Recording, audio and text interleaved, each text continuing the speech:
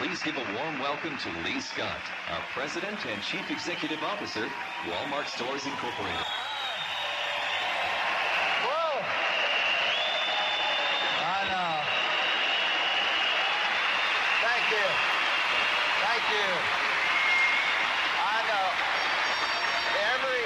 All right. Every year. Okay.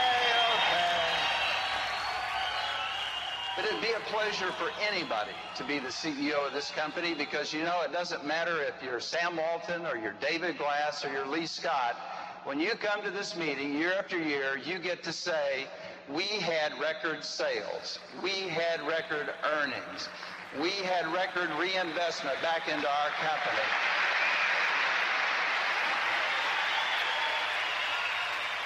But you know, I say all that, but let me tell you, my friends, you better be ready to be better. Because today, for whatever reason, whether it's our success or our size, Walmart Stores Incorporated has generated fear, if not envy, in some circles. And that makes it more important than ever that we focus on doing the right thing and doing things right every time. There's two things that we should do. Number one is tell the Walmart story. Get the message out there. And the second thing is stay the course. Walmart is too important to individual families who are stretching a budget. We're too important to the suppliers who employ millions of people. We're too important to our associates for whom we have so much love and value so much. And your company will continue to demonstrate our citizenship as a good employer and a member of the communities that we serve so well around this world. Ladies and gentlemen, I'll promise you this.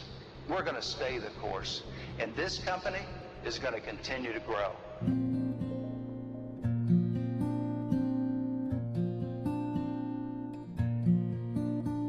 Actually, H&H was started in 1962. Started on Main Street in Middlefield. Little country store that at that time I was starting a family, and it was pretty difficult to know. It was a big decision. And my brother-in-law and I decided, well, we were going to take that step, and we went into business and started in a little one-room building that had a full basement, but we did all the plumbing in the basement, but the upstairs retail area was very small, and we were there for a year and a half to 2 years, and then we moved on to a larger store and a shopping center, and spent several years there, and then we proceeded in 1992, built this facility here. This gentleman here, that happens to be my son. He's been a right-hand man for many, many years. It was much easier to retire in 96 when he was here to take over. One of the biggest parts of our store being out in our rural areas, what we call our hardware section, you know, and the nuts and the bolts and the nails and all the type of fasteners. That's always been good because a lot of the farmers were always mending machinery and things around the farm, and some of the kids that were, you know, kids when I was growing up, you know, in here. Now they've got families and they come in here for the fix-it-up type things. Probably since I was 8, come down on Friday nights after school, work till 9. You have the car out there? I worked here since I was 6. Swept or helped customers when I was young too. At the end of the day, Grandpa or Dad would give us their pocket change. Spent a lot of late nights in here too, especially when we were building it. I generally arrive here about 7:15 in the morning, and I unlock the door. I come in and turn the lights on, and I get the day money for each drawer in the registers, and I open up the registers. And usually at that time, Tom is here, and Tom goes ahead and kind of tidies up the front of the store and sets out the American flag and the benches for our customers to sit on. And a lot of times the Amish fellas on their way to work will stop here for things that they need for their day's projects, and they'll come up and get plumbing or electrical supplies, or a lot of times sporting goods. We have a busy sporting goods division.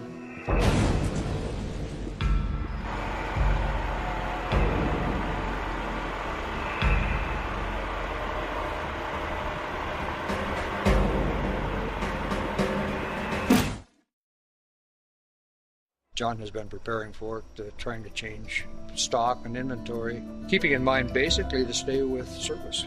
If you can't compete in one area, we're going to stay with something that is not offered or that you can compete in. Oh, I've probably been shopping here for 32 years or so. All my needs that I needed for hardware. The mass merchandisers, to a great extent, do not provide excellence in service. I'll use Walmart as an example, and you're really lucky if they have anyone in the plumbing section who knows anything about plumbing. We've been trying to get ready for them for the last probably 10 years. Had a meeting with all the guys, explained the purpose of our job, make sure we do everything right and thorough, explained what Walmart did and what we do and what we can do different.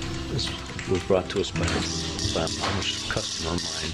He's so much against the Walmart movement after reading this book that he wanted to get some in and start passing them out or selling them to friends at whatever it cost him. So that's basically, I got a few extra ones. He's taken several and getting rid of them, and I'm doing the same. Well, I have never been in a Walmart store. I never intended to go in a Walmart store. I've never had the need, and I've never liked their principles.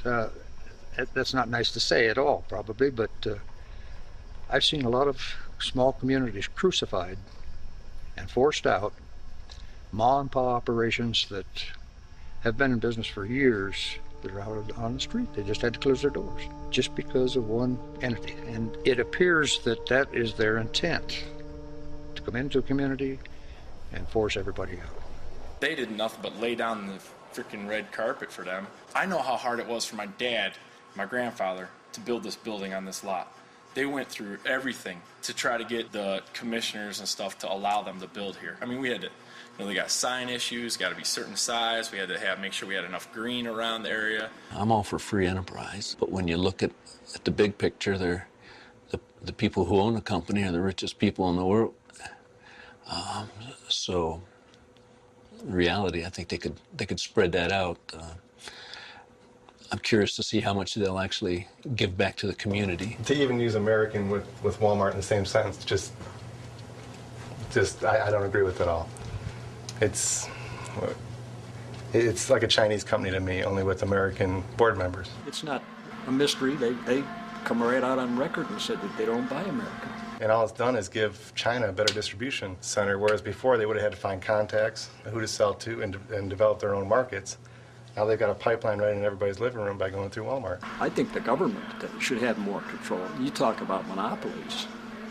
If Walmart's not a monopoly, I don't know what is. I'm not at all in favor of any kind of communism or socialism. I believe that America should always and forever remain free.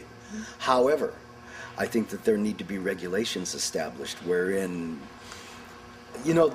they busted up Standard Oil and they busted up Ma Bell.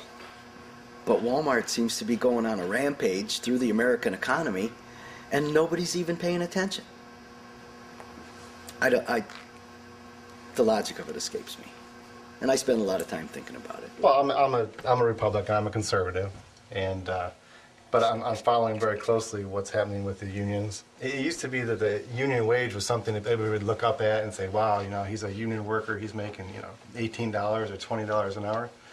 And I realize that's what we're paying our people. We're not union. I'm all for the unions doing whatever they can do, and whether it be Walmart or Kmart or any store that's not going to pay a fair wage. I'm a staunch American. I love America. It's the finest, freest country in the world. I'd still, at my age, I'd fight and die for this country. But it seems that there are things going on within this country, particularly from a business and economic standpoint, that aren't for the good of the people. I mean, the people in mass. A small segment of the population is doing well by what's happening, but the greater majority of the people are being made subservient. I mean, Sam Walton, I don't think would be comfortable with the way things are going right now. I don't think this is why he started the store. It wasn't to crush other competition.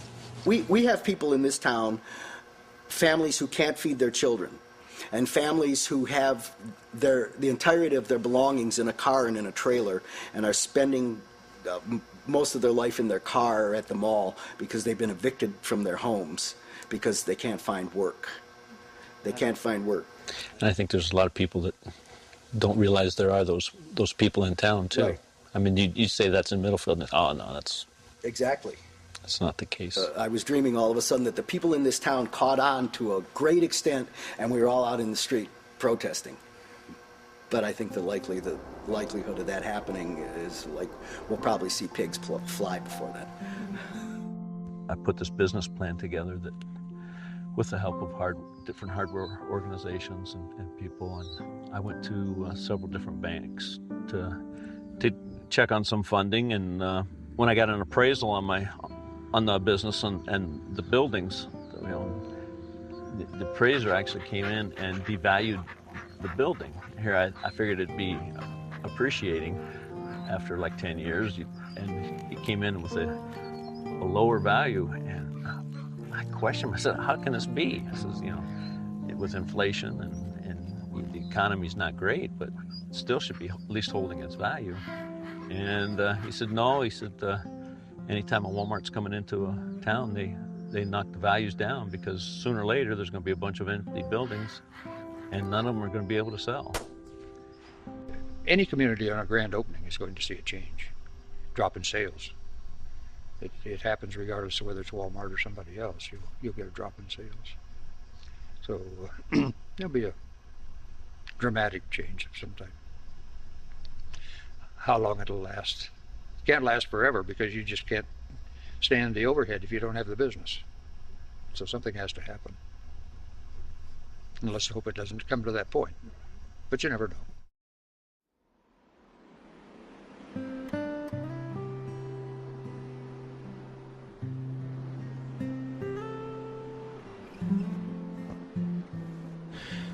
Well, right now, after we liquidate the product, I'm in the process of trying to sell we own the building, so I'm trying to sell the building as well as get somebody in here that'll be able to lease too.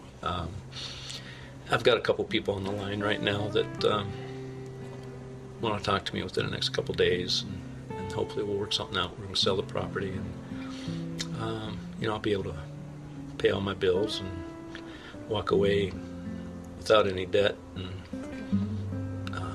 that's if it all works out right. And I pray that it will.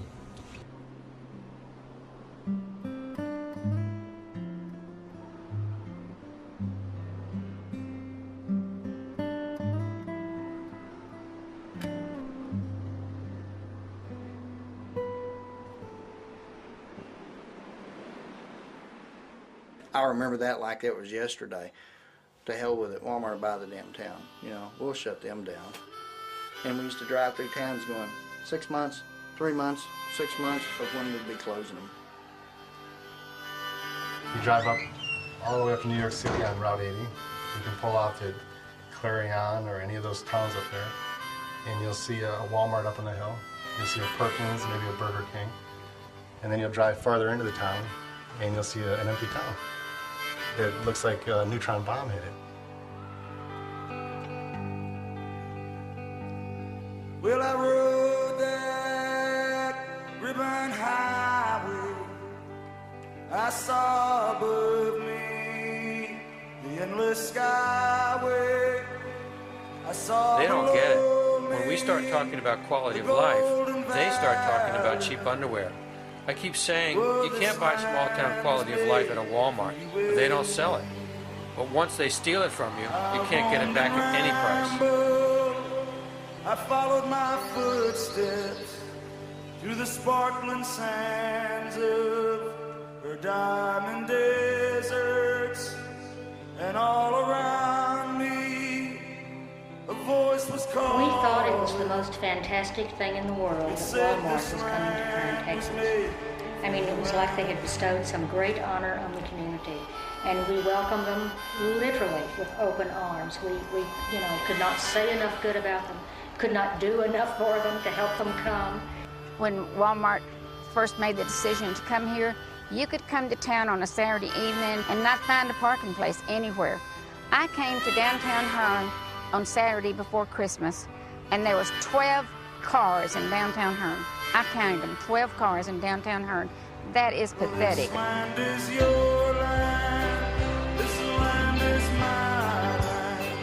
From California to the New York Island, from the Redwood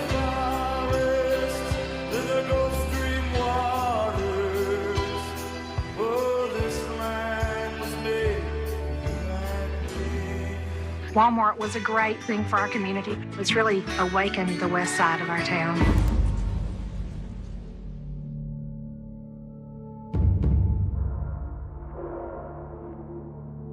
I think Sam Walton would tell us, just as he did before he passed away, that the number one thing in this company is our associates. And we've got stores that aren't treating associates as well as they should be treated. And, you know, it's a community college. I didn't have much for anything else.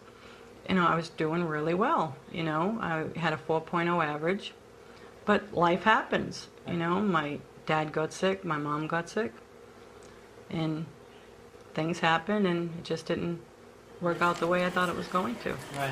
When I started working there, I had so much pride in my job. I did. I didn't mind being there when they needed me. I didn't mind doing, I knew that we were short-staffed. At that time, I didn't know it was a purposeful thing, that that's their intention.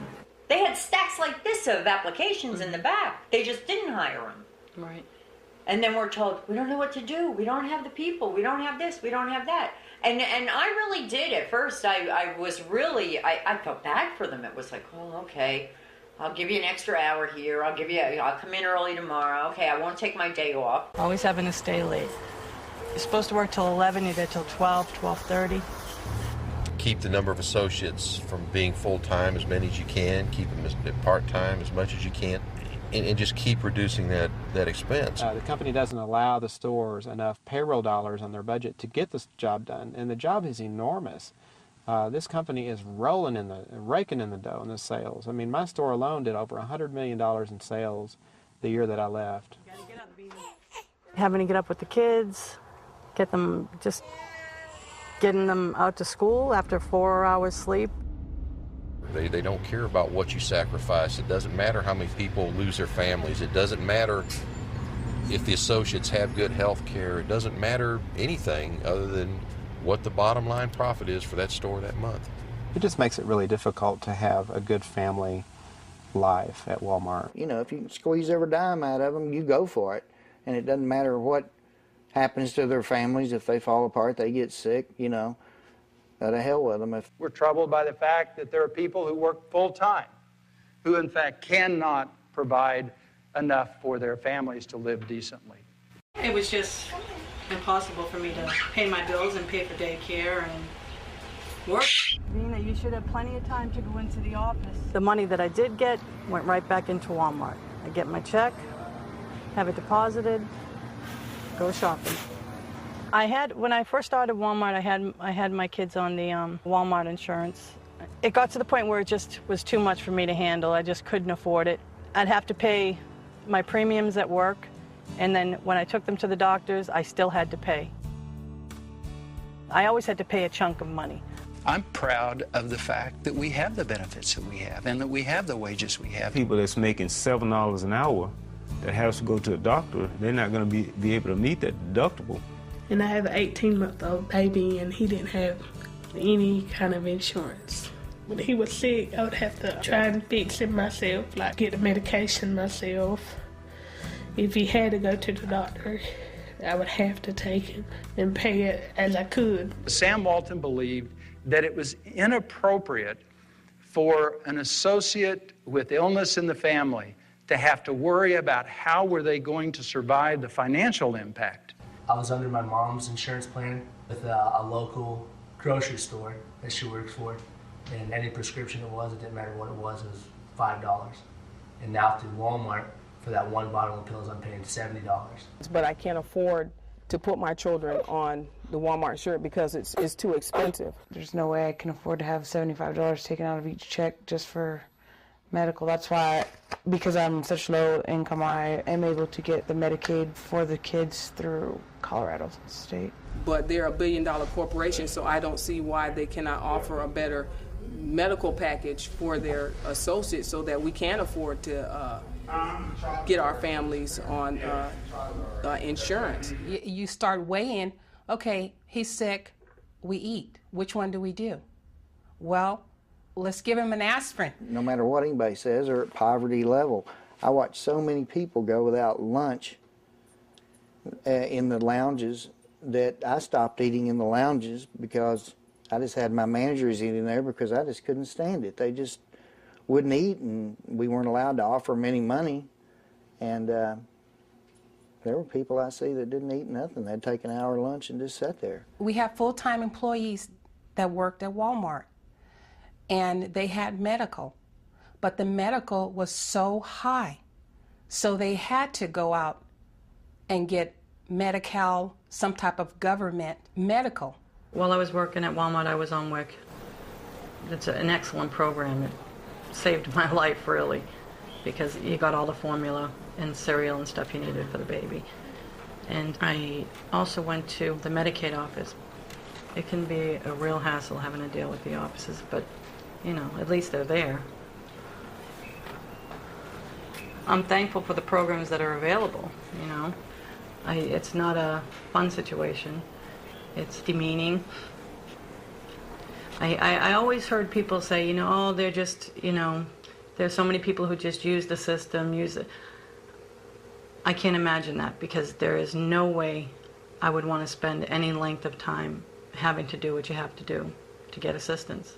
You talk about using the system. Look at the way Walmart is using the system. They're promoting people to go to Healthy Kids and to get food stamps and Section 8 housing, and they're the ones that are using the system. Yeah, it's pretty bad when you need to tell your employees that all these programs are available for you because we're not paying you enough money. Retail giant Walmart is encouraging its workers to go on welfare. Instead of paying for its employees to have health benefits, she says Walmart is making the government take care of it. In Florida, Walmart has more employees and family members eligible for Medicaid than any other company. Critics accuse the retail giant of using Medicaid and state programs for the poor as its health care plan. This report from UC Berkeley researchers concludes Walmart costs state taxpayers $86 million a year and county taxpayers as much as another $25 million to pick up the tab for public health care, income tax credits, housing subsidies, and food stamps. Evelyn Dees used to work full-time for Walmart, but didn't have company health care benefits. She literally couldn't afford to pay for it, so she turned to government assistance. What the public doesn't understand is that those everyday low prices are based on taxpayer subsidies. Walmart is getting away with it because they can. I talked to the regional personnel manager about who was going to take care of the Walmart associates and their health care needs, and he said, let the state do it. The personnel manager told me personally that there's assistance out there for people. They should be able to go use it. Use your taxpayers' dollars. I had a list of all of the government agencies and all the different places that people could go if they needed money for their utility bills, if they needed to apply for food stamps, or if they needed to apply for WIC or for Medicaid. So your dignity is not there, your pride is not there. You go to work knowing that you're not making enough money to really make ends meet, but yet you got to go with a smile on your face and fake it. Yeah, that's pretty bad. Come up with some type of health care that a full-time person can afford and don't have to put on the scale health care or feed my family. Why is it that a corporation that in 2003 had an outstanding $240 billion in sales would not provide a livable wage and affordable health care for their employees? There's nowhere around that there's a company that makes this much money and still turns around and makes their associates go to the state for aid. I think my company takes family very seriously, and they'll help you achieve anything you want. The possibilities are absolutely endless at Walmart.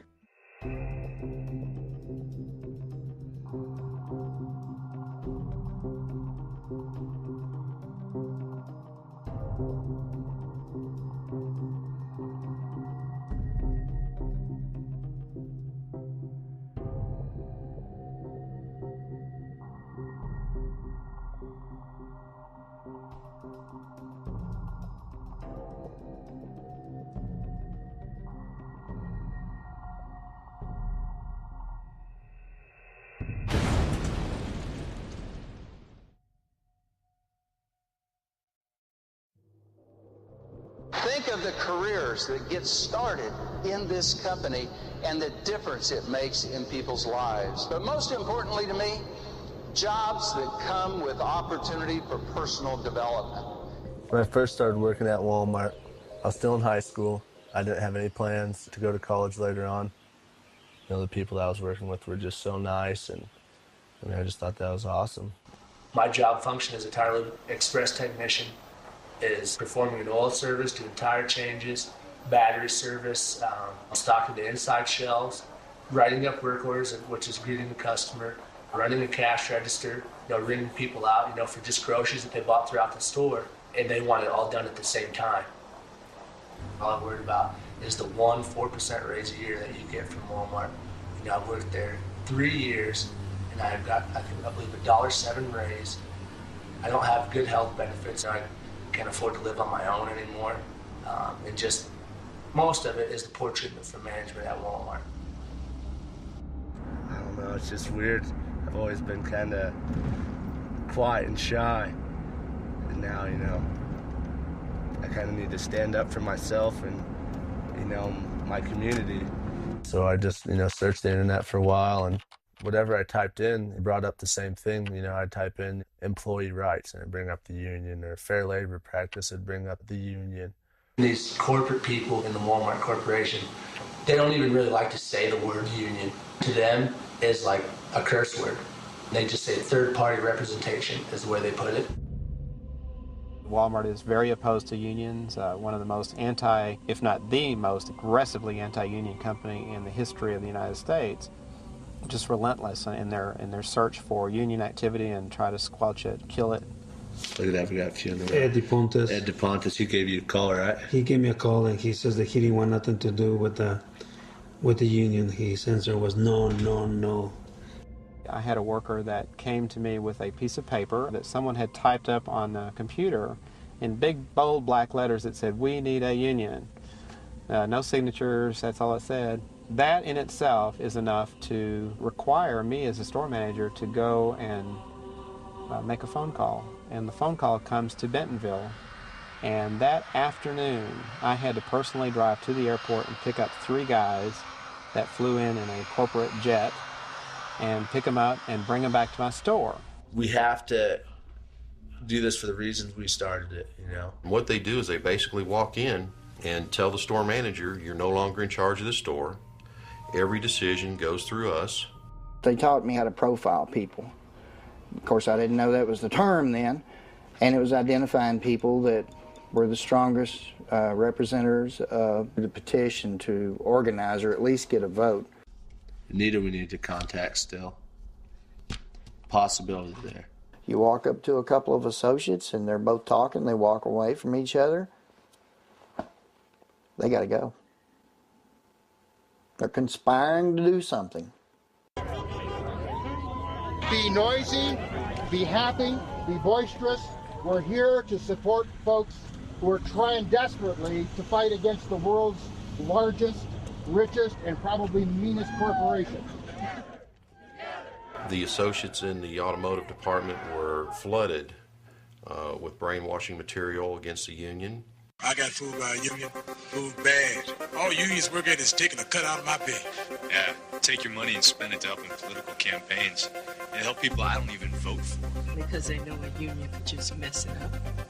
But don't take my word for it. Just ask the associates working here in the building. I can't get within the store for 50 feet before somebody approaches me, or there's kind of somebody following me around the store. I was never alone. I was followed wherever I went.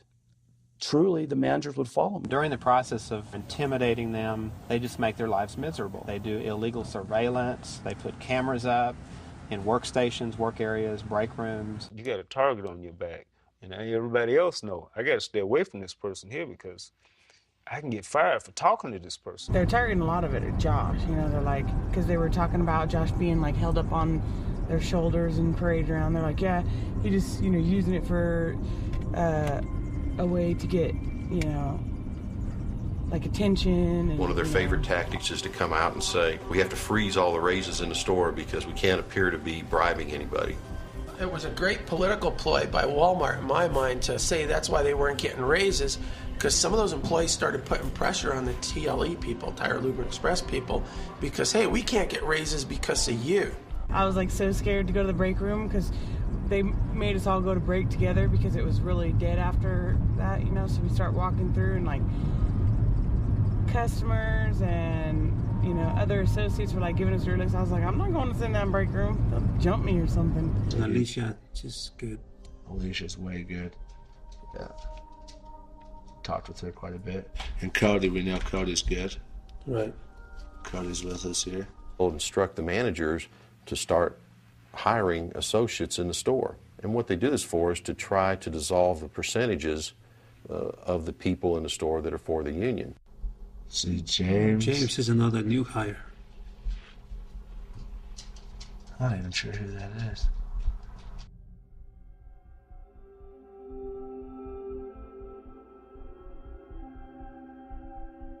Yeah. But you know, this is our store. This isn't their store. We're the ones, we're making the money. We're the little worker ants, you know? So what's your prediction? Right now I'd say 50-50. Yeah. I mean, the few people in the middle are just going to make it or break it. Yeah. Right now. I think you lost Alicia. No, I've talked with her quite a bit. Yeah. She's just kind of hard to read type person. Yeah. I hang out with her and stuff on the weekends, but she's definitely into it. She's real strong. I just believe it's really just gonna go like done because, you know, Cody's not voting, Ryan's not voting yes, and I'm still kind of. I kind of really don't want to vote, but then I kind of have to because you know. You're getting all, you know, freaked out because of, you know, what they're saying. They're not going to know how you voted. They're not going to know. All it's going to be is a bunch of numbers right now. So we've got 6 for a no, another 6 yes. So we've got 1, 2, 3, 4, 5, 6, 7 on the fence. The company does everything that it can, and that means anything, and they will kill it. They'll kill the campaign. Walmart winning out, as you said, 17-1, but the union says it's not a fair battle. It's not according to the National Labor Relations Act. But when they find that there's a campaign going on, everything that can be done, fair, unfair, legal, maybe not so legal, is done to keep the union out.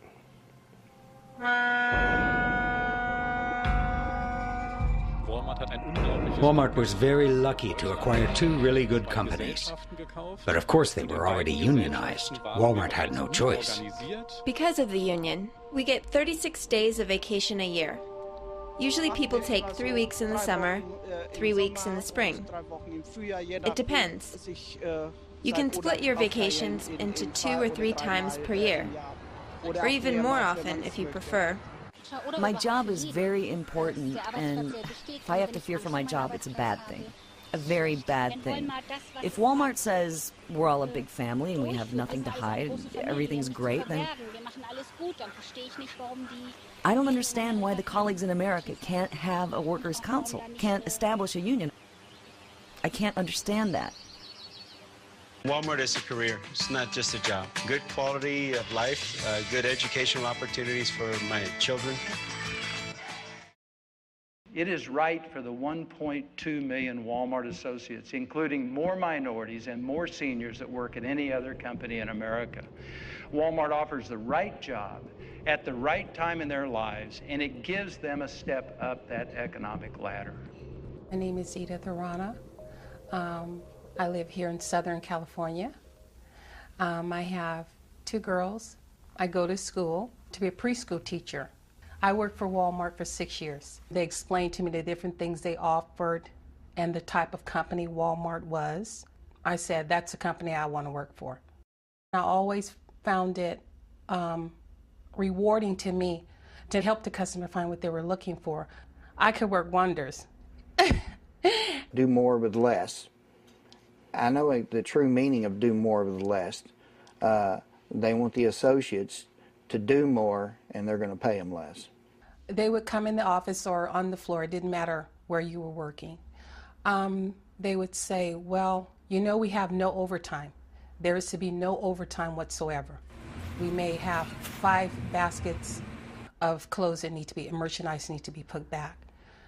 You may have 30 minutes left on your 8-hour shift, but we need those baskets put away. And they usually do it with a smile.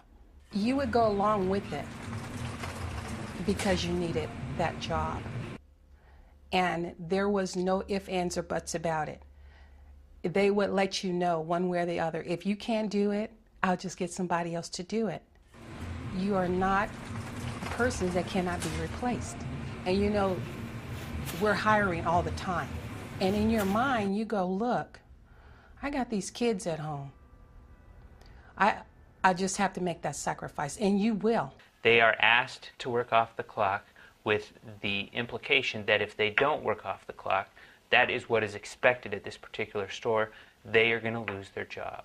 And they do it as a matter of survival. And it comes from the top. Walmart is fighting legal battles with scores of former employees in 31 states. Hourly workers who say the company has cheated them out of hundreds of millions of dollars in overtime pay. The Walmart Corporation paid approximately $50 million to settle an off-the-clock class action suit in Colorado. In Texas, it is estimated that they cheated workers out of up to $150 million in unpaid wages.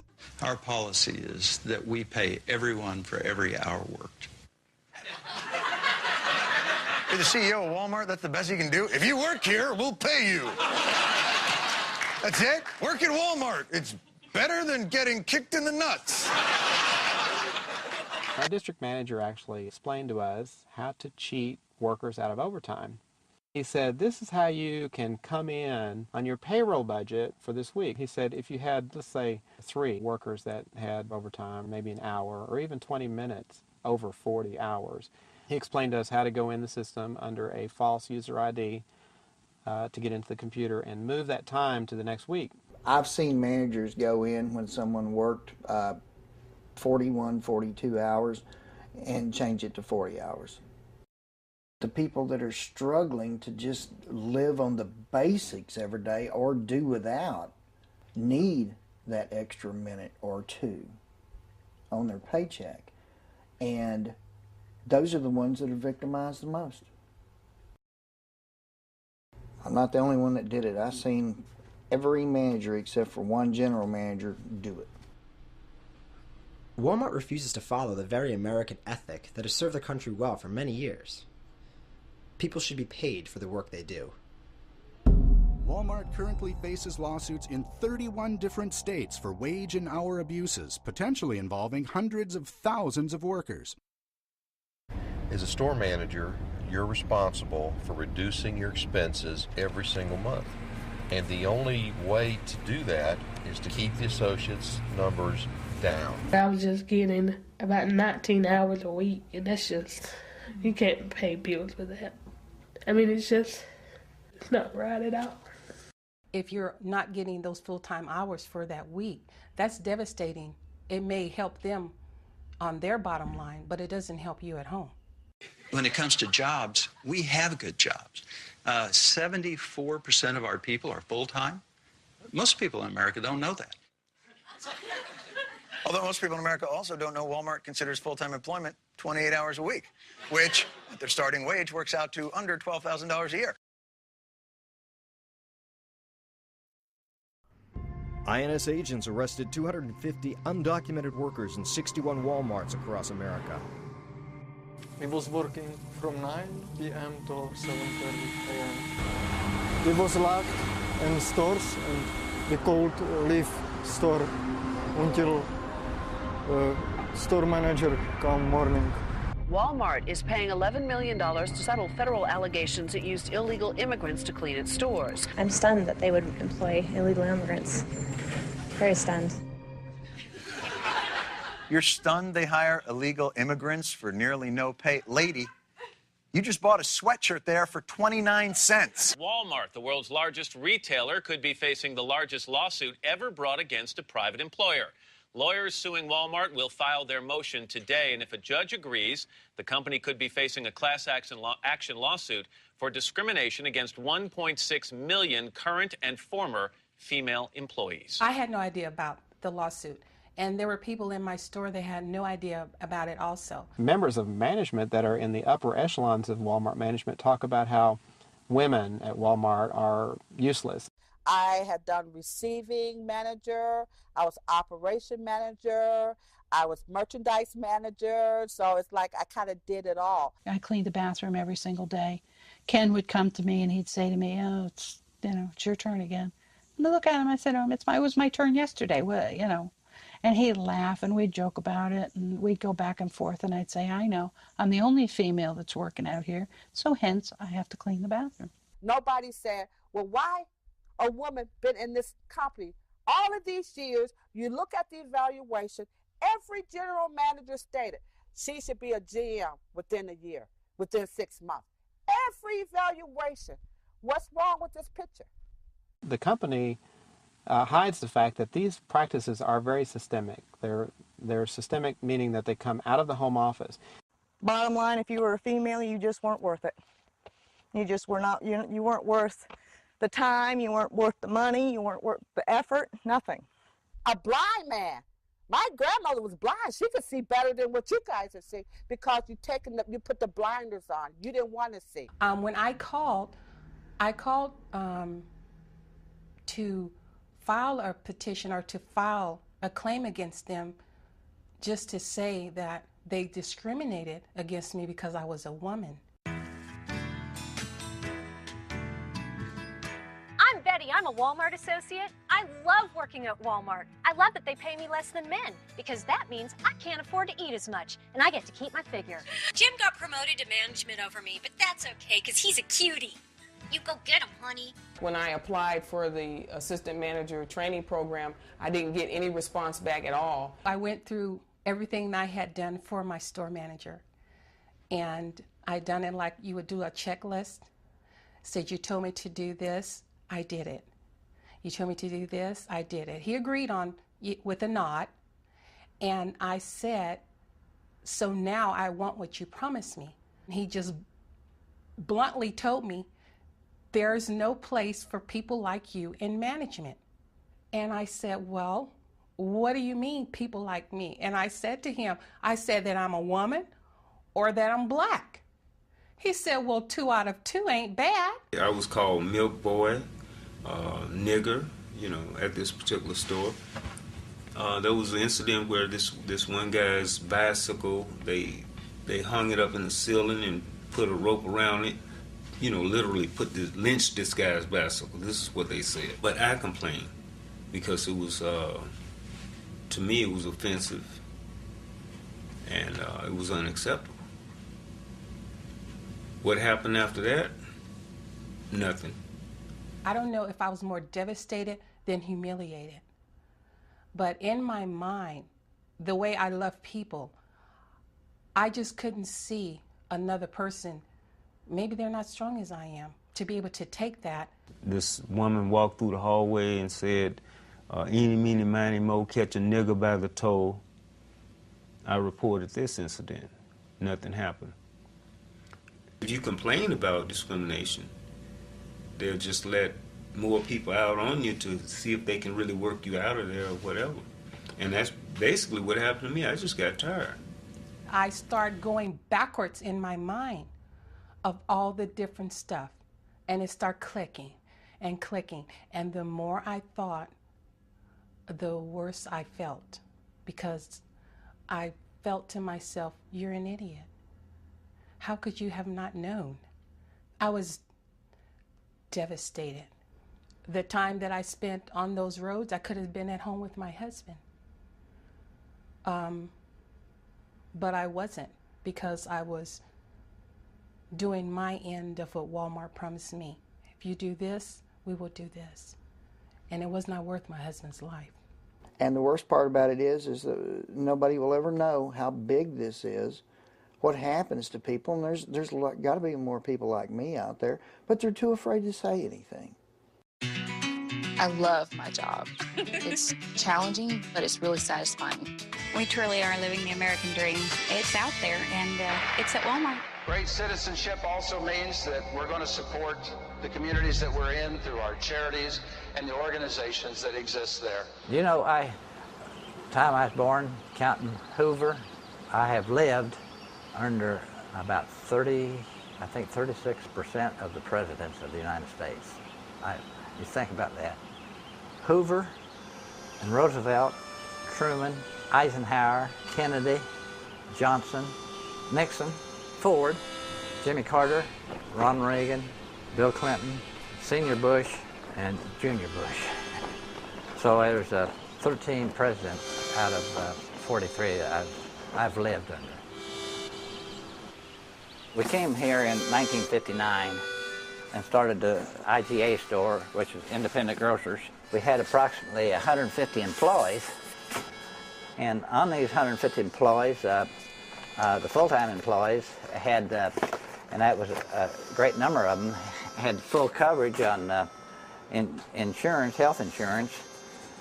We also had a 401k pension plan that they really appreciated. You know, in small family-owned businesses, you do become attached to your employees, and they're very important to you. We always tried to have a Christmas party or a Christmas dinner where all the employees came and we'd close the stores. Yeah, and every day after school I'd get off the bus and run up to the store because we lived a couple of blocks up from it. The baler that we use here is a baler that was left over from when we closed down the stores in the late 90s.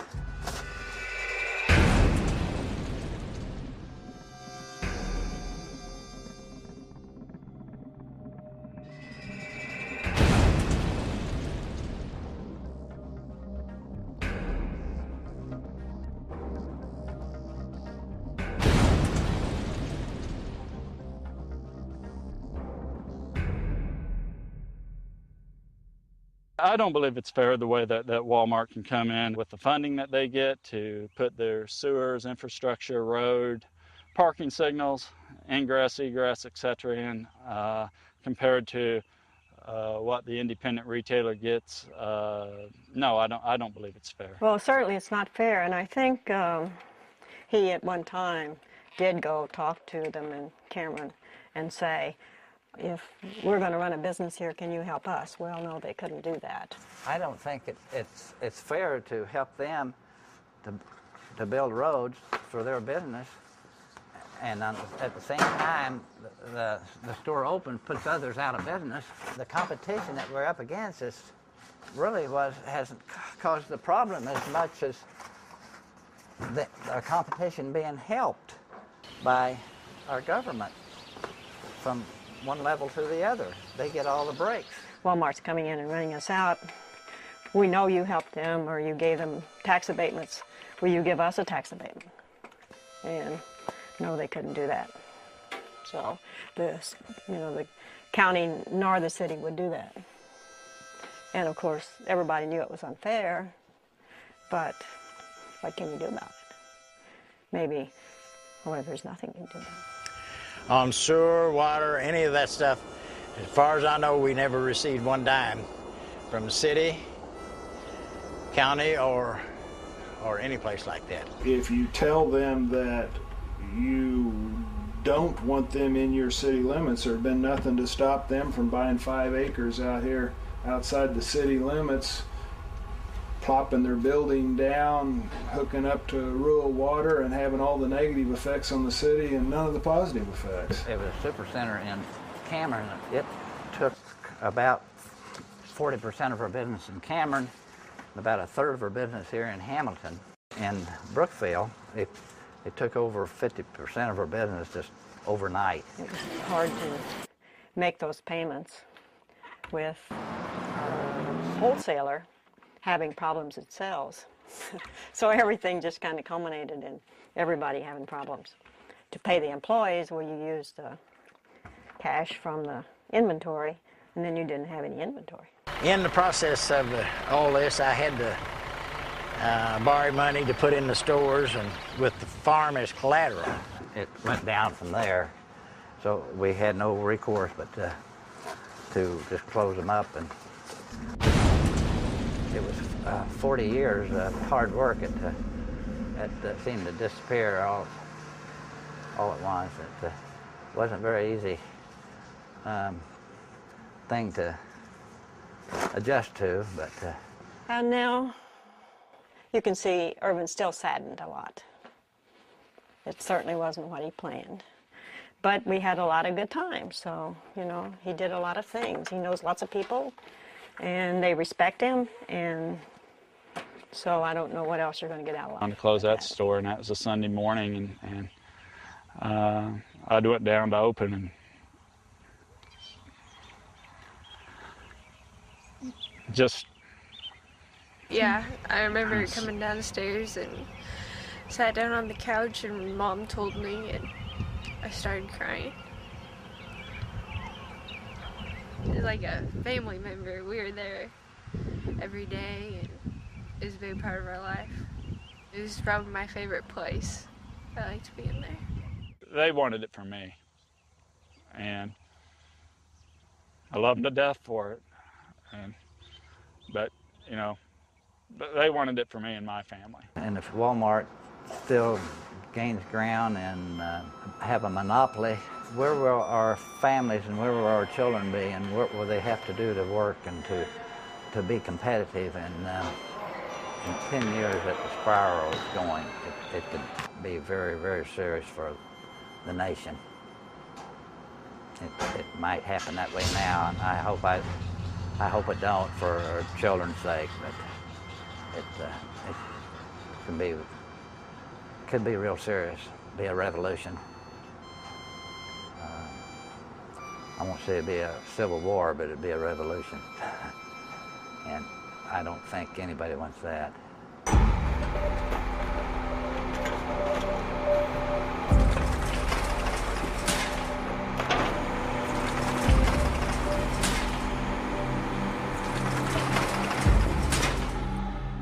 I'm Kim Arcetta, and I'm a 4th and 5th grade bilingual teacher in Denver, Colorado, in the Denver Public Schools at Newland Elementary School.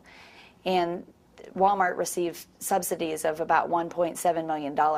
And with that $1.7 million, our Denver metropolitan area, that could have kept the 3 schools that we just closed down this spring open. I'm Monica Jefferson. I'm a speech-language pathologist, and I work for Special School District of St. Louis County. Walmart receives over $31 million in subsidy from the Missouri government. Cathedral City made a $1.8 million investment, but because of Walmart's lies and not stepping up to the plate with their commitments, we're short on policemen, we're short on firemen, we've eliminated the recreation division of the city.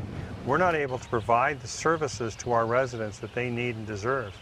And we're going to have lives hanging in the balance because we're not going to be able to provide these services. My name is Charles Hasse. I've been a 4th grade teacher in Washington State for many years. When I think of the $1 million that Walmart received for its distribution center and what we could have done there for students, it's outrageous. Taking revenue away from our community that will have a direct impact on our ability to continue to provide some level of service. In Illinois, Walmart has received $100 million in subsidies, and that has affected our school systems. That money could go into our school systems to rehire all of those support teachers that we need back, those support personnel. We could have our school psychologists back, our social workers back, our counselors back. We could pick up, and these programs are being cut because Walmart has received subsidies. Now, what we're facing currently is that Walmart and Sam's Club, which are the same people, for all intents and purposes, have, in fact, for business purposes, decided that they are going to leave our community. And not moving 20 miles away, they were moving 2 miles away. Not very far away. In fact, one is being built within, right on the property line of our city, which we still will not receive any benefit from. Just outside the city limits. So just as we were about to begin to receive 100% of the sales tax revenue from that deal, we found out that we'd been the chumps. You end up with a vacant building of the size that most businesses can't fill. So you have a huge building that sits vacant for months and years.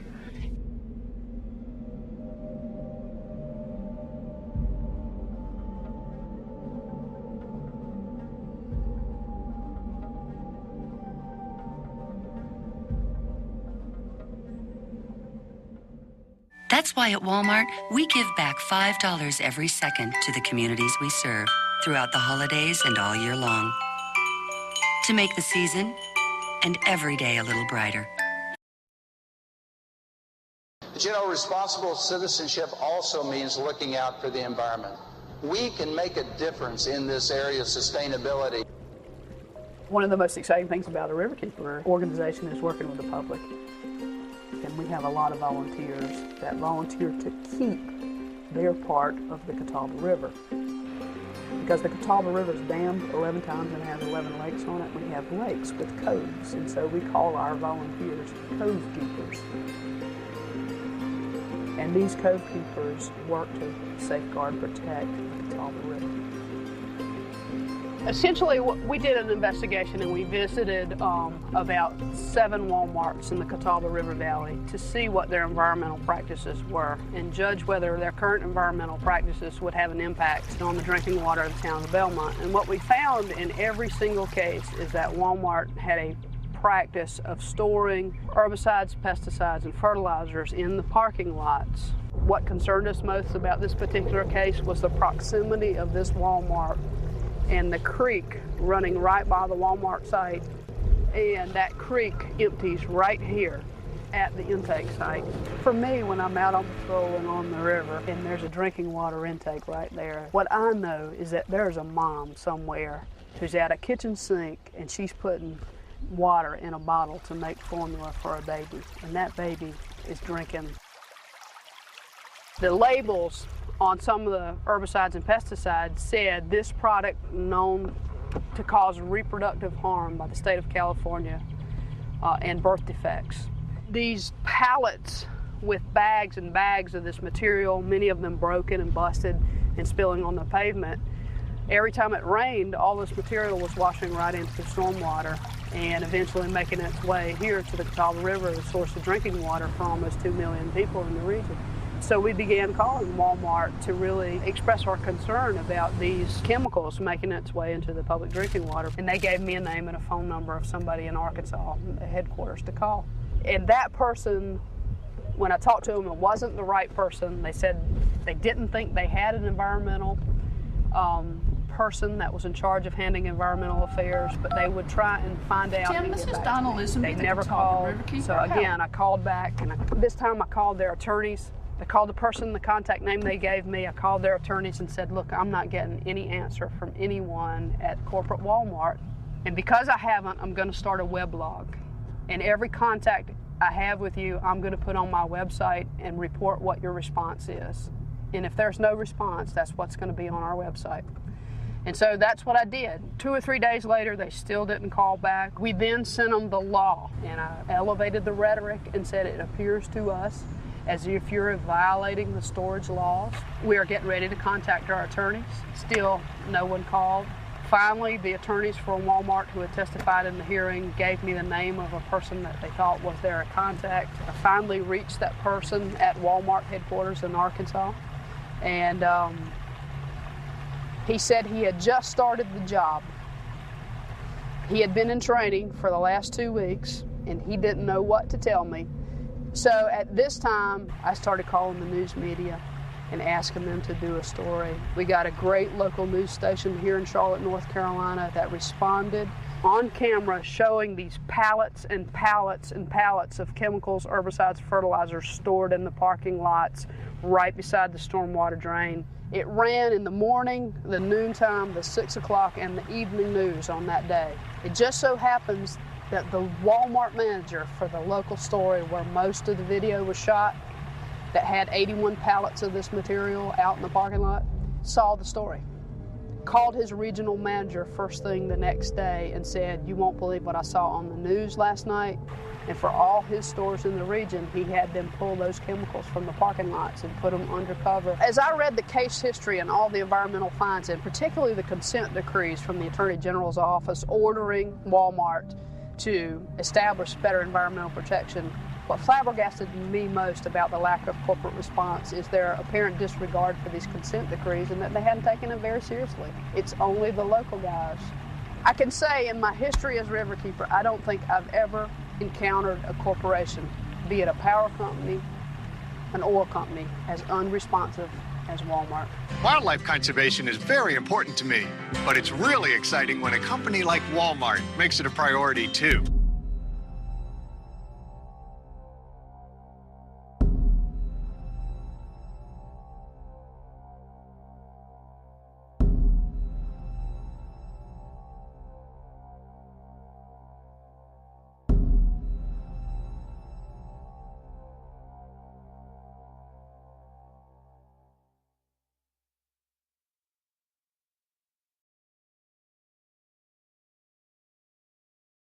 We have a great relationship with the Chinese government. They have treated us very fairly in what they have done. They actually, much like in the U.S., they hold us to a higher standard of sanitation, higher standard of employment. My name is Wang Decui. I'm 21 years old. I'm from the Shanxi province. My family plants corn, patties, and potato. I wanted to earn some money so that their life could be easier. At least, I didn't want their life to be too hard. They would work from dawn till night. They would begin to work on the farm at daybreak and wouldn't get back until night.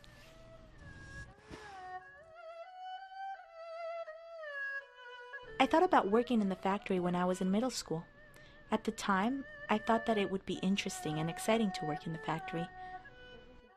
I left my hometown on April 29th this year, and then began to look for a job in Shenzhen.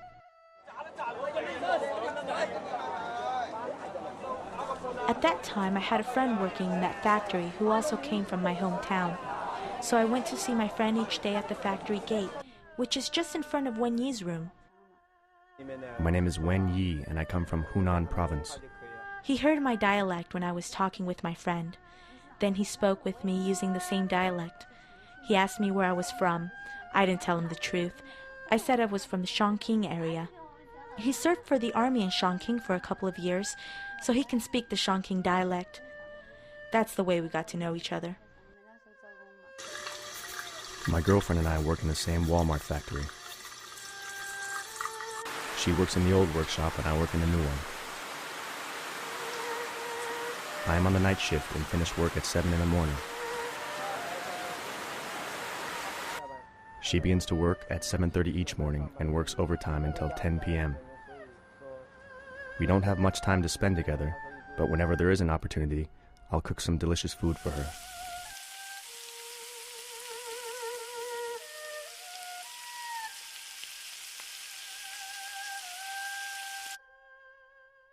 We like singing karaoke, shopping around and buying some little things. In that way, we feel more relaxed.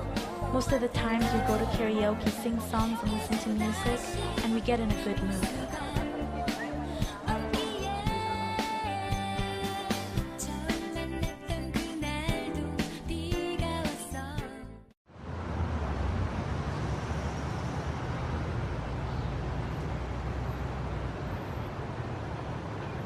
We tend to rent a room outside and cook by ourselves because the meals offered by the factory are really disgusting. However, the dilemma is whether you live in the dorm that the factory allocated or not, they always deduct the rent from our wages. You have no choice but to live inside. If you're going to move out of the dorm, the factory will tell you, you can move out and we will not charge you electricity or water, but rent will still be charged. You see, if we live inside the dorm, we pay not only the rent, but also the utilities, which is charged by how much you use.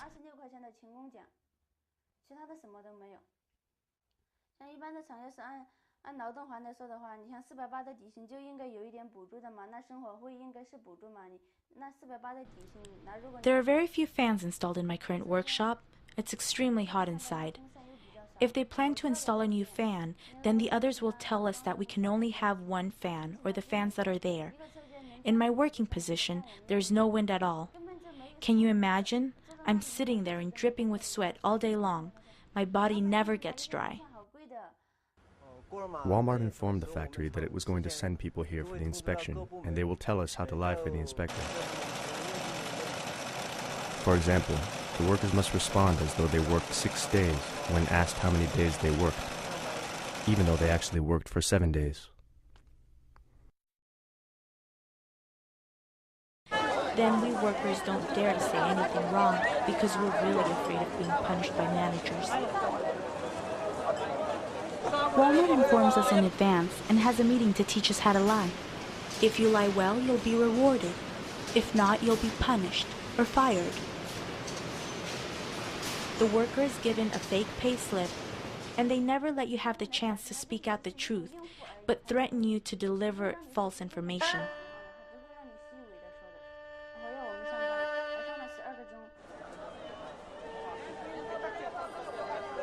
We really work day and night in order to get the wage of less than $3 a day.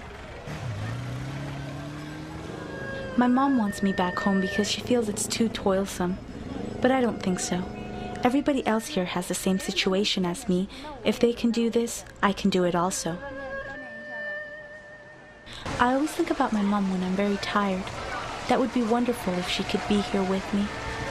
She takes care of me very well when I'm sick. She'll let me have a good rest and cooks anything that I'd like to eat. She's really very nice to me. I would respectfully like to ask the boss of Walmart to give the Chinese workers some consideration and a chance for a little time off. Customers of Walmart, when you wear expensive clothes, when your children play with high-quality toys, think about China and the Far East. Those profits you made and the wonderful life you have are the sweat and tears and overtime working of Chinese people. If one day I encounter a lady who just bought a toy from Walmart, I'll say, "Respectable customer, respectable Walmart customer, do you know why you can buy such a cheap toy from Walmart? That's because we workers work all day, every day and night."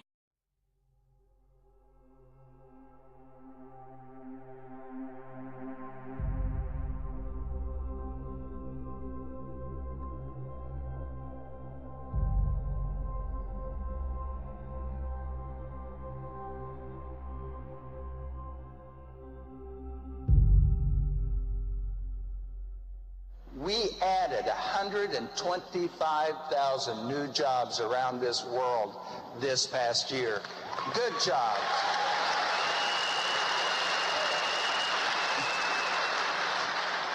Jobs and benefits, jobs that will have profit sharing and retirement savings accounts for our associates.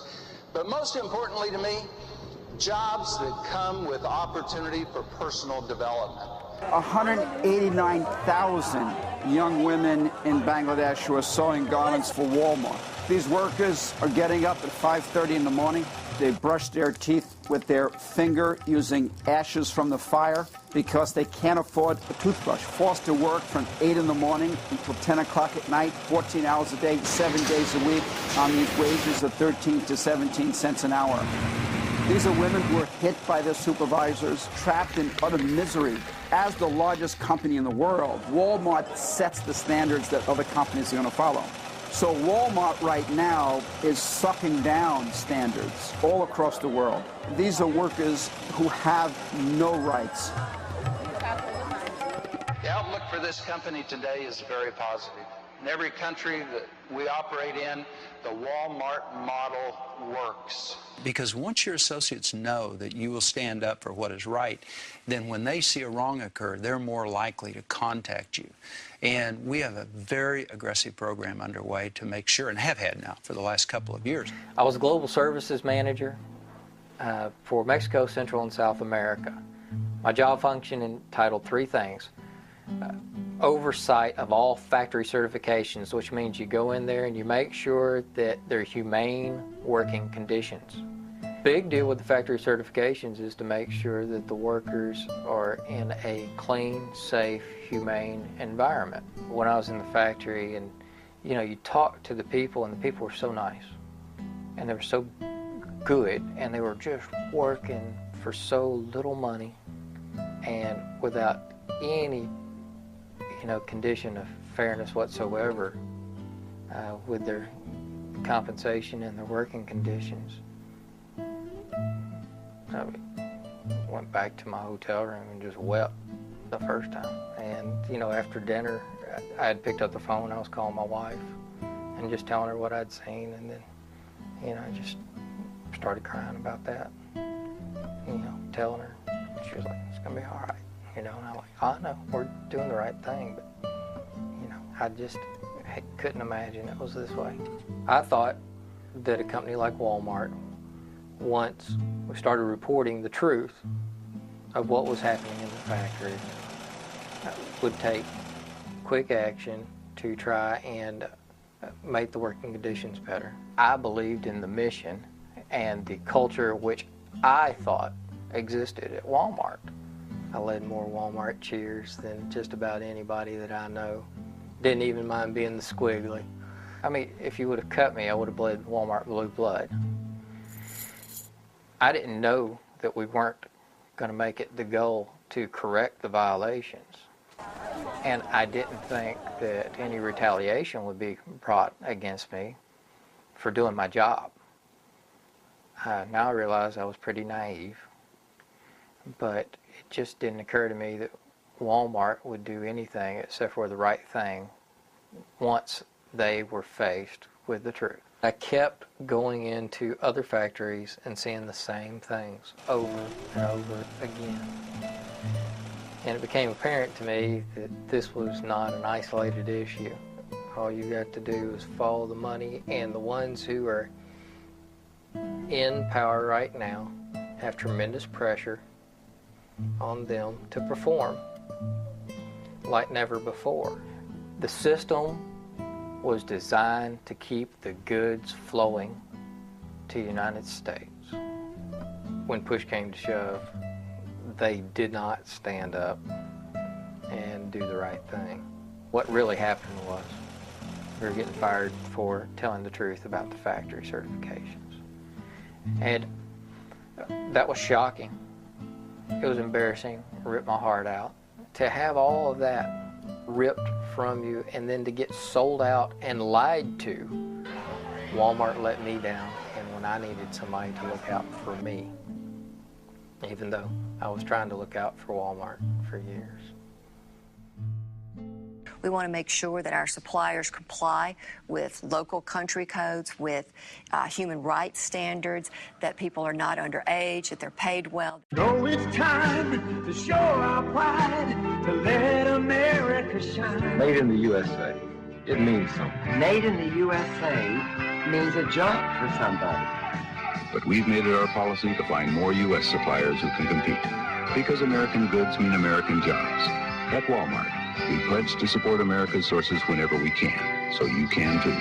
Bring it home to the USA. If we keep our prices low and raise our average wage substantially, we would in fact decrease our profitability disproportionately, and we would sacrifice a healthy chunk of what it is that our shareholders expect from us. It is written in the New Testament, the love of money is the root of all evil. This does not say that money itself is evil. The fact that I shared a room last night with Tom Shoei, our CFO, while we were in New York, saved $200. The fact that my dinner was $10 last night saved money.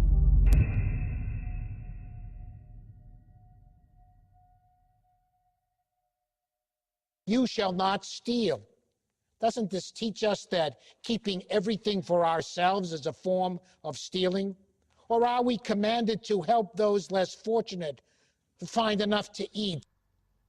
Today I want you to know, however, that 5 members of that family together are worth $102 billion. The widow and 4 children have in the last 20 years emerged on the list of the top 10 wealthiest people in the United States.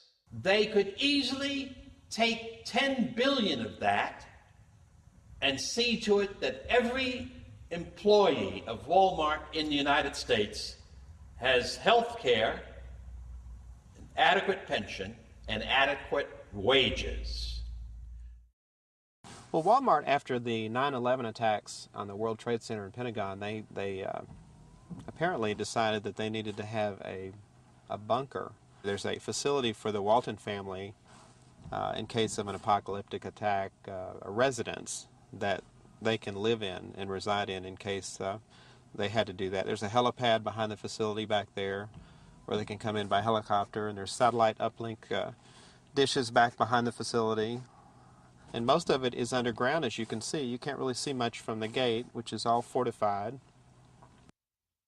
Faith means nothing at all if it does not involve us in loving one another as neighbors, in compassion for the poor. When you hear these bells at Walmart, do you remember the people they're ringing for?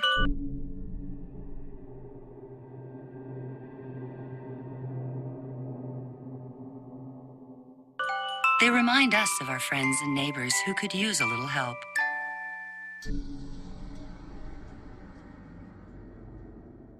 That's why at Walmart, we give back.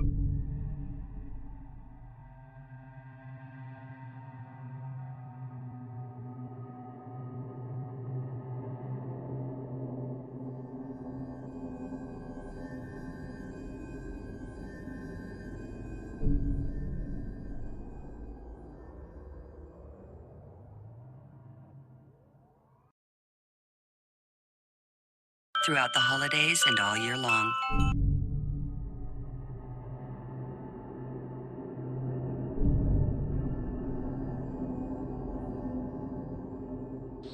Of course, the most important beneficiary of this store is our customer.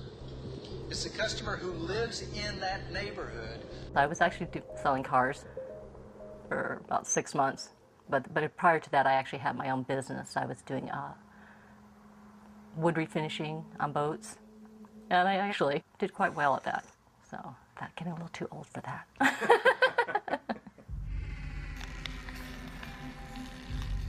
You know, if I was going to go through all that I went through, I wanted something to come out of it. You know, something good.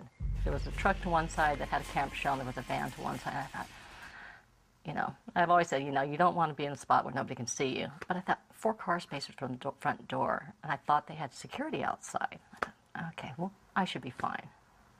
And when I got out, there was 2 of them. Unfortunately, he caught me. I got outside, but he caught me, and that's when I realized he had a gun, because he had a gun in the arm that was holding me. And that's when they told me, get back in the car, I'm going to blow your head off. The year before, when I worked at the phone company, we had a safety meeting, and it was around Christmas time, and they had the sheriff's department out there, and they were talking about if you're ever in a parking lot and this happens, what to do. Don't go with them. If you go with them, you're likely not going to live, because I guess statistically that's what happens. They'll kill you. That's what first went through my mind, is that I'm not going to survive this.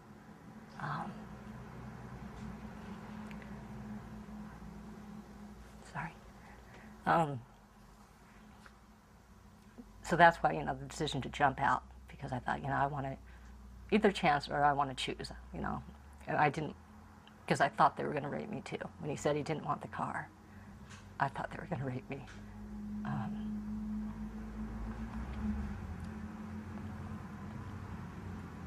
So when they got me back in the car after looking at the gun, I just kind of resigned to, you know, like there was nothing I could do. And I just kind of you go kind of cold inside. This is the parking lot where Laura Tanaka faced her attackers. Inside the store, Walmart had more than 200 security cameras and 4 security guards on patrol. Outside, there was nothing. The police did recommend on-site security, and that there was none.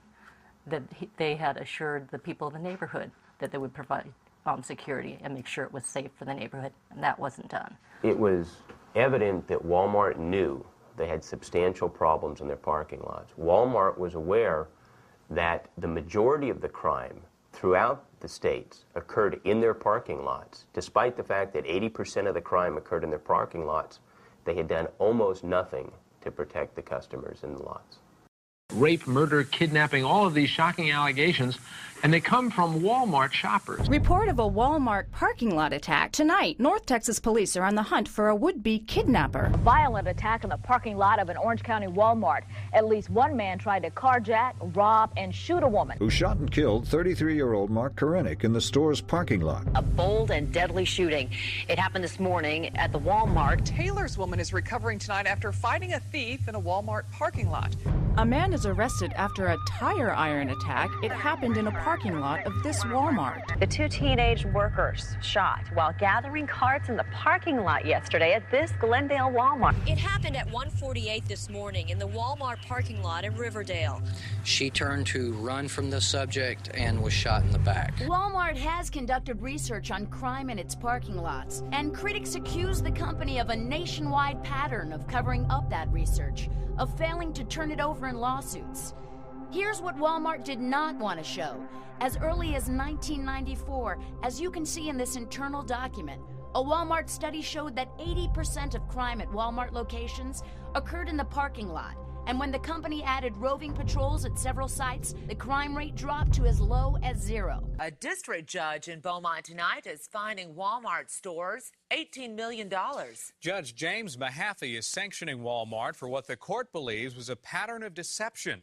It involves the case of a Southeast Texas woman who was sexually assaulted and raped in the parking lot of Walmart. The court found that Walmart did not disclose that it had conducted a safety study, a study that found if Walmart would put employees in golf carts patrolling its parking lots, crime there would drop to 0. Judge Sherilyn Wood heard a case against Walmart in Houston, Texas in 1999 involving an assault in a Walmart parking lot. She says that in 17 years on the bench and over 25,000 cases, she's rarely seen such flagrant abuse of the system. It was very disturbing to see such an intentional course of conduct. It was corrupt. She's charging Walmart with cheating in court, and she's not the only one. This is one judge. Is there something in the drinking water in Arkansas that says perjury is all right? Another judge. Rarely has this court seen such a pattern of deliberate obfuscation, delay, misrepresentation, and downright lying. True. Unfortunately for the customer, they really don't care what goes on after you spend your money in there and come out into the parking lot to go home. Police found Holden shot to death along the side of a road in Stanton, Texas, 400 miles from where she was abducted. Megan was very special. We grew up together. We lived together. She's really, really going to be missed a whole lot because she has a lot of people that love her. She was just a very sweet person, and she never wanted a whole lot out of life, but she just wanted to live and, you know, be happy. That's all she wanted. Just recently, before she died, we were in her room listening to a CD, and we were singing together, and we could just be open with each other. We didn't care. Police say Megan Holden was chosen at random on the way to her pickup truck in the Walmart parking lot just before midnight. After that crime was caught on surveillance video, police say Williams, a Marine veteran with a history of drug offenses, sped off in Holden's truck heading west, where he apparently murdered the 19-year-old junior college student and dumped her body near some railroad tracks in the West Texas town of Stanton. I just think that there's a lot of things Walmart could have done. There should be somebody watching the cameras. Somebody should have been watching the cameras. Walmart has those cameras out there in their parking lot, and I thought that they were watching. A security camera without someone watching it is of no use at all. The abduction and murder that happened in Texas happened at a store where the loss prevention team was sent in to set up a security system outside that would track the union activity in that store. And the only reasons that they had the pictures that they did was because they had the union package on the outside of the store. Walmart focuses on protecting their property and not their patrons. I mean, a multi-million-dollar company, couldn't you pay somebody $12 an hour to watch a camera? If people are putting profits before safety, they're putting profits before human life, I don't think there's anything you can say to them. A man is suing the Walmart in Newcastle, saying his mother died after a botched robbery attempt in the store's parking lot. The random shooting happened here, that 3 people are dead and 3 others injured. The shooting happened right in the middle of a busy shopping day. At least one man tried to carjack, rob, and shoot a woman. In the Walmart Report of a Walmart parking lot attack. Tonight, North Texas police are on the hunt for a would-be kidnapper. A bold and deadly shooting. It happened around 1:48 this morning. Random shooting, kidnapping, Bold and deadly killing shooting. Florida. Shooting happened. Tonight, North Texas police are on the hunt for a would-be kidnapper.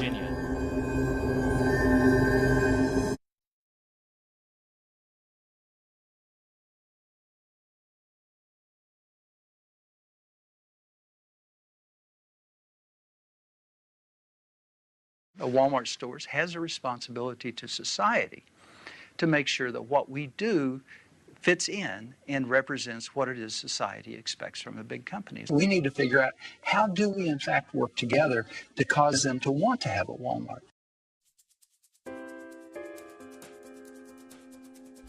On December 6th, there was an article on the front page of our local paper, and it said that Walmart was going to build a super center on the corner of Queen Creek and Alma School, which is just a very short distance from my house. And this particular location was within our planned community, and it was within walking distance of an elementary school and a junior high school. And I felt that it was an inappropriate location for something of that magnitude. So I decided to form a campaign and say no Walmart in our neighborhood.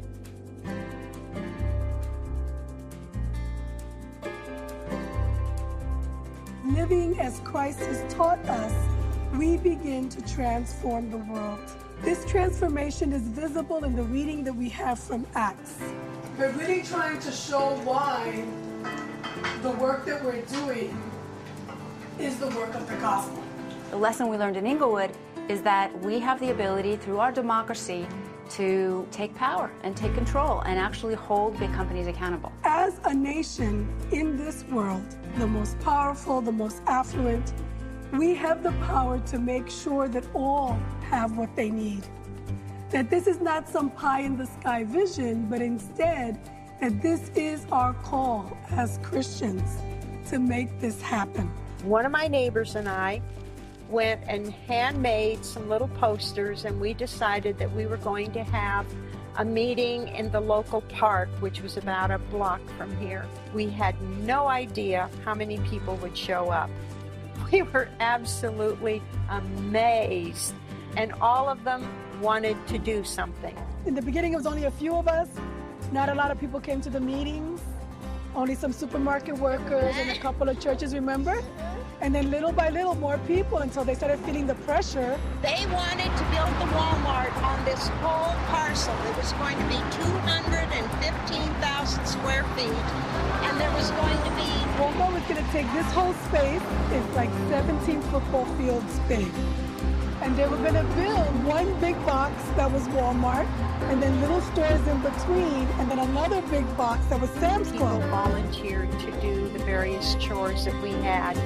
And then we solicited what I call a core committee, and that was a group of people who would be responsible for the strategy, the press releases, everything that needed to be done to organize our campaign. So then the coalition started getting bigger and bigger, and before you knew it, everybody felt like if they weren't part of a coalition for a better Inglewood, they weren't standing up to defend the community. And I think the other lesson learned in Inglewood is that there's no kind of magic potion to suddenly, you click this together, and suddenly you're going to win. It's a hard process. There are a lot of things that you have to put in place, but when you put those things in place, you can win. It includes the ability to organize regular people, small business owners, workers. We got our message focused. We hammered away on the phones, hammered away on doors. People saw us coming and going when they went to church. Every time they went to a store in Inglewood, there was a flyer about our effort. We held rallies. It includes a legal strategy, enough resources to have the research, to be able to make your case, to be able to have the materials.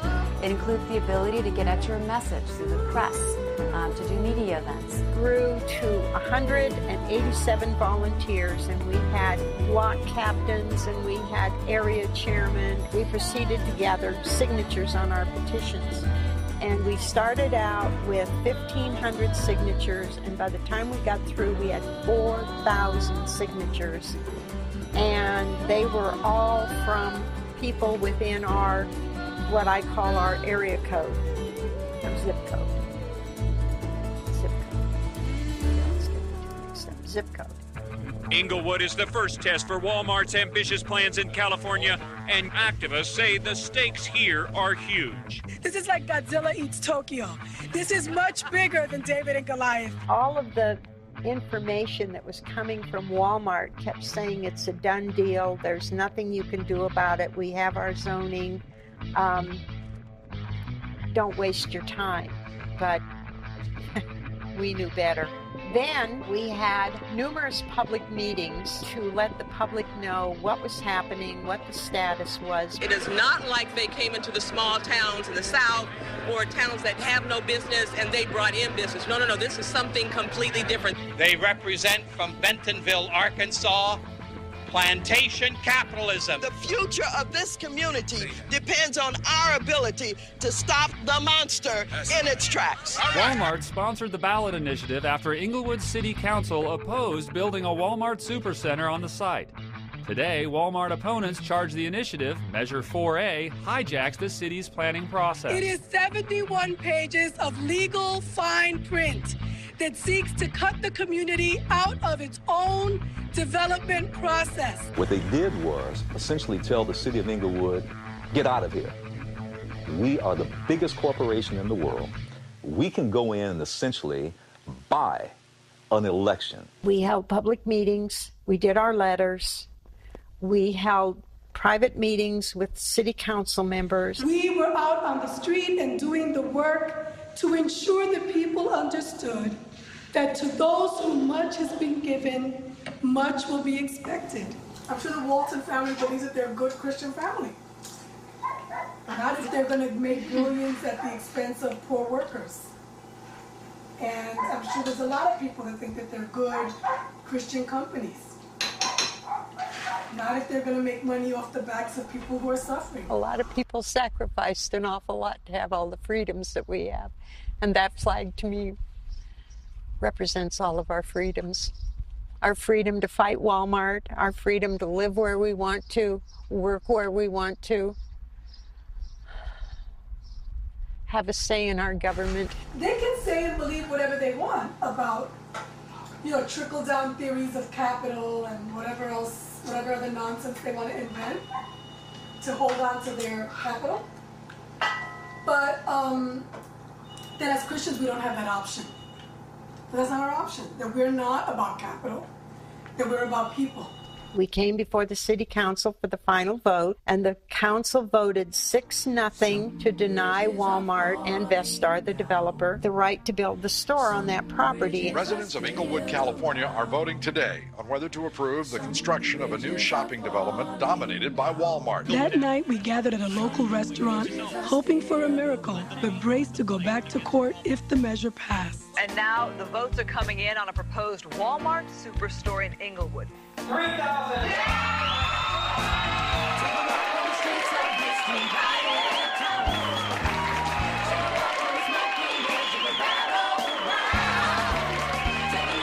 This small group of people took on a giant and won. And it was really meaningful because nobody thought we could win. Because we didn't think we could win.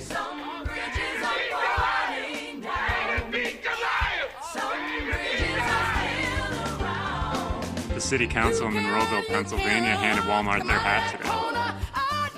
Walmart packed its bags in Cobb County, Georgia. Community resistance paid off at Hickory, North Carolina. Walmart hit the road. Anti-Walmart candidates sweep the Helotes, Texas election. Another trip down the long and dusty for Walmart in Biloxi, Mississippi. When you have a group of people, a small group of people, who don't want you in a community, does that mean you're not going to go there? Thornton, Colorado defeated Walmart. Walmart loses to Plainfield, Illinois. Las Vegas, Nevada defeated Walmart. When Walmart defeated you have a group of Lakeway, people, Texas. small group, Walmart defeated who don't want you in a community. Walmart loses to Charlevoix, Michigan. Neighborhood fights on proposed Walmart. Walmart beaten in Walmart loses to Chicago, Illinois. Walmart zoned out. Flagstaff, Arlington, Arizona. Texas. Walmart rejects loses to Stanwood, Washington. Victory, Colchester, Connecticut. Success, Centerville, Utah. Victory, Harrison, New Jersey. An anti-Walmart slate was elected to city council in Deptford, New Jersey. Voters rejected Walmart in Lebanon, Pennsylvania.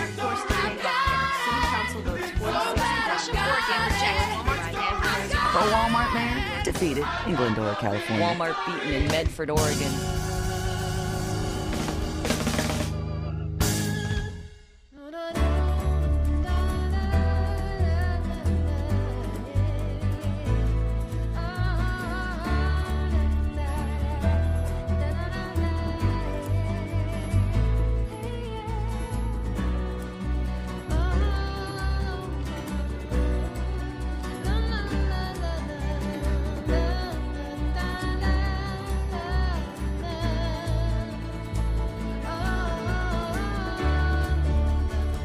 to take the picture, you? 1 million people a year visit Washington's adult home at Mount Vernon. And on this President's Day, there was disbelief that anyone would dream of disturbing his boyhood farm. Because there's plenty of places for a shopping center, but there's only one Washington farm. Surveyors have already marked off the property line for the Walmart. No, that's history. They shouldn't destroy a piece of history like that.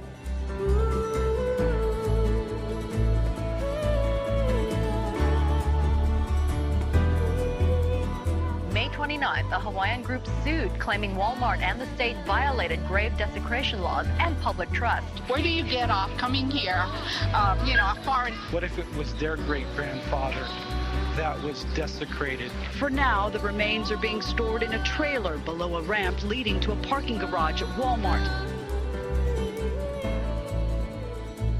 We put a sign up in the Worthington, Minnesota store that was 10 feet over the city code there, and the building inspector red tagged it. And the next thing I know, that there's an overnight, they call me and tell me there's an overnight package coming for me and I'm to take it to this person. The envelope wasn't sealed, and so I just opened it up and there's a $10,000 check, and I gave it to the individual, and the very next day the red tag's off the sign.